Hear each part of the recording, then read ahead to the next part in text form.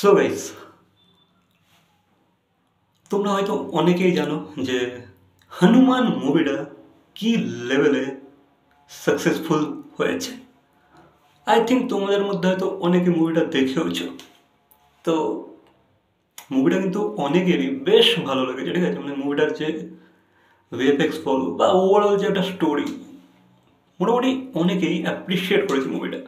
আর এই মুভির বদৌলতে এই মুভির যে লিড অ্যাক্টর, হিরো, তো সে কিন্তু কোথাও না কোথাও গিয়ে অডিয়েন্সের মধ্যে কোথাও না কোথাও একটু হলেও জায়গা বানিয়ে ফেলেছে, ঠিক আছে। সে তার জায়গা ইন্ডাস্ট্রির মধ্যে অল্প স্বল্প বানিয়ে ফেলেছে।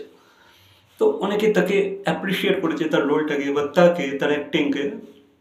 তো এই মুভির যে হিরো তেজা সজ্জা, সে কিন্তু অলরেডি আরও একটা মুভি সাইন করে ফেলেছে।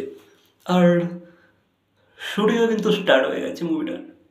তো সে মুভিটা শুটিংও স্টার্ট করে দিয়েছে। তো একটা সাক্ষাৎকারে জানিয়েছে যে ভাই, এই যে মুভিটা সে করতে চলেছে, এই মুভিটা কিন্তু একটা বিগ বাজেট মুভি, ঠিক আছে। এটা কোনো স্মল বাজেট মুভি নয় কিন্তু, যেটা সে এখন করতে চলেছে বা শুটিং যা স্টার্ট হয়ে গেছে, সেটা কিন্তু একটা big budget movie.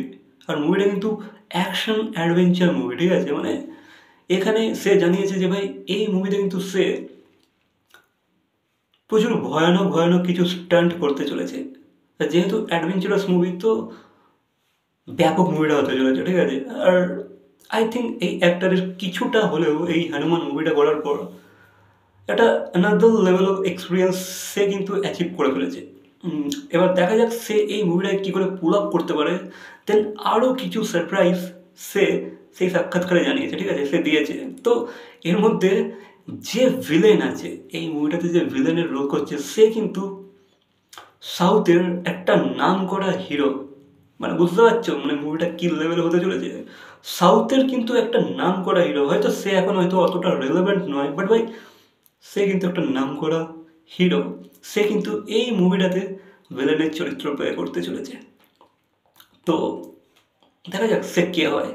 Then not only একটা হিরো, আরও একটা কিন্তু হিরো আছে এই মুভিটাতে সাউথ থেকে, খুবই নাম করা আরেক হিরো আছে।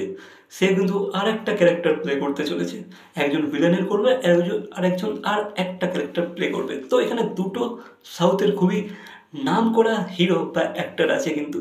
তো তেজা সজ্জার কিন্তু ভাই লাক খুলে গেছে, যদি সে এই তার আপকামিং মুভিটাকে ঠিকভাবে করে ফেলতে পারে। বা এই মুভির যে ডিরেক্টর কার্তিক গট্টা মেনন, কার্তিক গট্টা মেননি, আই থিঙ্ক সো, নামটা একটু ডিফিকাল্ট আছে। তো সে ডিরেক্ট করছে মুভিটাকে। তার প্রিভিয়াস মুভি হচ্ছে ইগল, ঠিক আছে।